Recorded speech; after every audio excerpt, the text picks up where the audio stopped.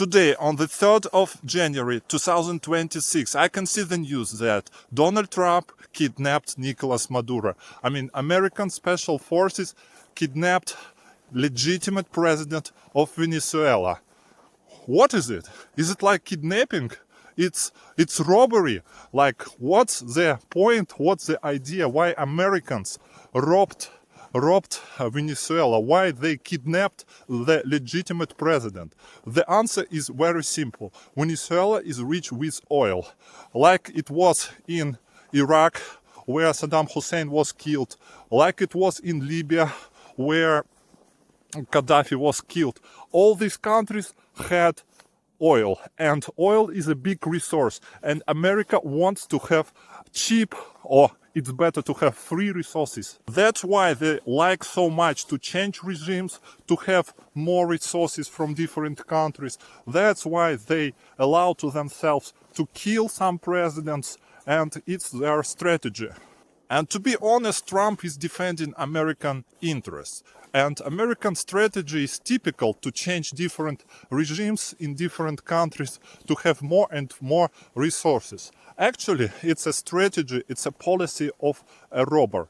But anyway, Trump is not the first. He is like his ancestors, like Obama, like Bush, like Clinton, and he is doing what the presidents before him did. I want to pay your attention to his Donald Trump's bestseller book called The Art of Making a Deal. In this book, he said, like, if I need to lie, I can lie. It's his strategy.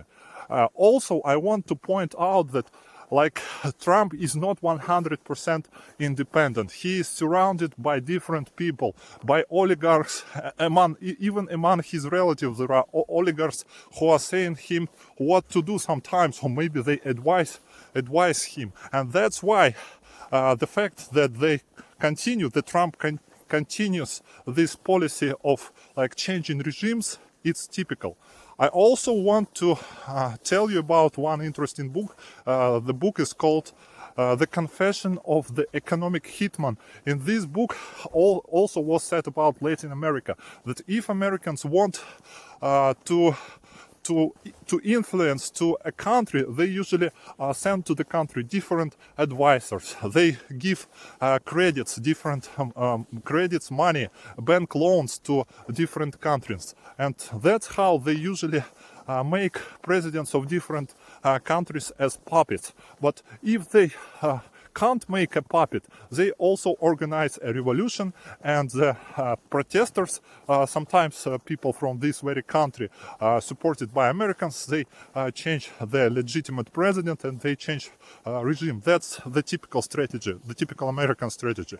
But in the situation with Maduro, Venezuela is too rich. Venezuela has a lot of oil, and Americans, as I understand, they want to get this oil as soon as possible. That's why they acted now like real robbers, like real criminals. They just kidnapped Maduro and his wife, and probably the outcome will be the death of Maduro, or he will be sent to the prison. So both two variants, they are illegitimate. But anyway, Americans acted this way.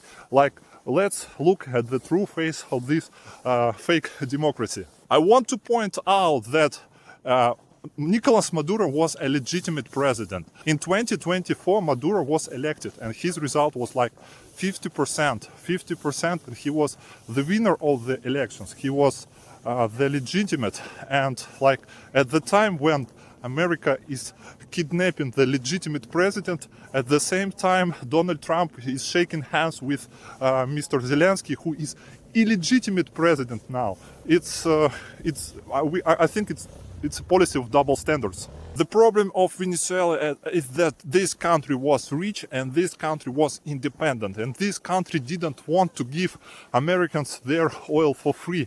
And Americans, they used to have different resources with big discounts, or maybe for free, or they used to control resources, and if they can't control resources even outside of their borders, they use different strategies to get these resources. That's why I think that action against Nicolas Maduro, it's cruel violation of international law. It's kidnapping of a legitimate president of a legitimate country, and I think Donald Trump will have to answer for his actions, illegitimate actions.